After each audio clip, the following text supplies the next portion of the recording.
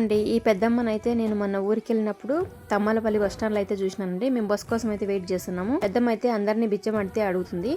So పెద్దమ్మ దగ్గరికి వెళ్ళి నేనైతే అమ్మని అడిగినాను, అవ్వ ఏ ఊరు అవ్వ, ఎవరు లేరా ఏంటి అని అడిగినాను. ఎవ్వరు లేరమ్మా, నేను ఒక్కదాన్నే ఉన్నాను అని చెప్పింది.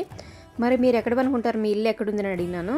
పక్కనే వడ్డీపల్లి అమ్మ మాది. ఆ పల్లెలో మీ ఎట్లాటోళ్ళు ఇంటి దగ్గర, ఎవరింటి దగ్గర ఒకరి ఇంటి దగ్గర అలా బయట పడుకుంటానమ్మా. నాకంటూ ఇల్లు లేదు, నాకంటూ ఎవరు లేరమ్మా చూసుకోవడానికి అని చెప్పింది. చాలా బాధగా అనిపించింది. సరేలే అన్నం తింటావా అంటే అన్నం తిన్నానమ్మా, అన్నం వద్దు అనింది. సరేలే అనేసి ఇంకా జ్యూస్ అయితే తీయించినాను అవ్వకి. జ్యూస్ తాగుతావా అంటే తాగుతానని చెప్పింది. ఇంకా అవ్వకి జ్యూస్ అయితే ఇప్పించాను. కొంత మనీ అయితే ఇచ్చాను ఫుడ్కి. నెక్స్ట్ మళ్ళీ అన్నం ఆకలేనప్పుడు తిను అనేసి. నిజంగా ఈ అమ్మని చూసినాక చాలా బాధగా అనిపించింది. ఎందుకంటే ఈ ఏజ్ వస్తే మనమైతే అసలు నడవలేము. ఆమె అయితే కనీసం ఆమె ఫుడ్ కోసం అలా బిచ్చమైనా ఎత్తుకుంటుంది, మనం అది కూడా ఎత్తుకోలేము.